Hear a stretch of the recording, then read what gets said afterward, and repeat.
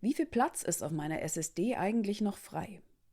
Tools wie Baobab und FileLight können das beantworten, doch bis die gestartet sind und die Verzeichnisse eingelesen haben, vergeht einiges an Zeit. Schneller geht's mit dem Kommandozeilentool DUF. DUF steht dabei für Disk Usage Free Utility. Es ist nicht schwer zu bedienen und liefert trotz Kommandozeile ein übersichtliches, farbenfrohes Ergebnis. Und natürlich hat es einige praktische Optionen, die ich hier kurz vorstellen will. DUF lässt sich in vielen Distributionen einfach aus der Paketverwaltung installieren. Hier unter Manjaro mit dem Paketmanager Pacman. Dazu tippe ich einfach Pacman-S DUF und bestätige nochmal mit Enter.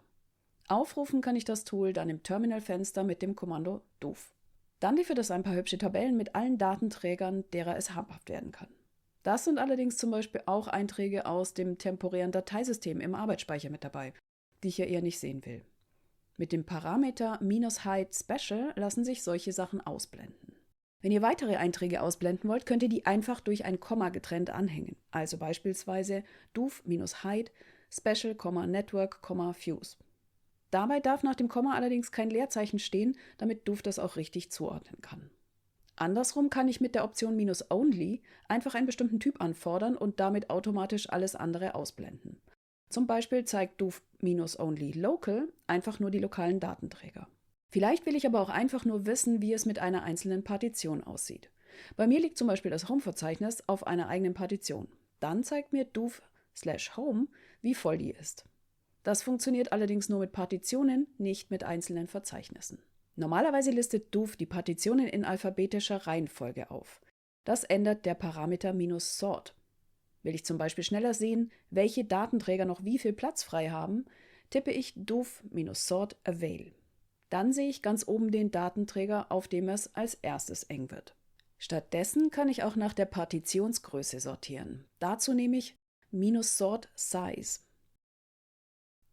Auch die Ausgabe lässt sich noch ein wenig anpassen. Auf meinem Hintergrundbild hier sieht das dunkle Theme ganz gut aus. Auf einem hellen Wallpaper kann man damit aber wenig sehen. Da passt dann duf-theme light besser. Alternativ gibt es noch die Option ANSI. Was sich auch noch anpassen lässt, ab wann der Balken für den Füllstand gelb bzw. rot wird. Das regelt die Option -usage threshold. Die erwartet allerdings 2 Gleitkommazahlen. Die Standardeinstellung ist 0,5 für gelb und 0,9 für rot. Will ich zum Beispiel, dass der Balken ab 70% Füllstand gelb und erst ab 94% rot ist, dann lautet der Befehl duf-usage threshold 0.7,0.94. Auch hier darf wieder kein Leerzeichen nach dem Komma sein. Vielleicht will ich aber auch gar nicht alle Spalten der Tabelle sehen. Dann wähle ich die gewünschten mit --output aus. Also zum Beispiel nur den Mount Point, die Größe und wie viel verfügbar ist. Dann lautet der Befehl duf-output mountpoint, size, avail.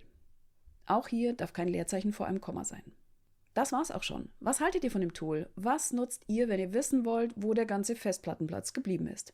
Schreibt's mir gerne in die Kommentare. Bis zum nächsten Mal.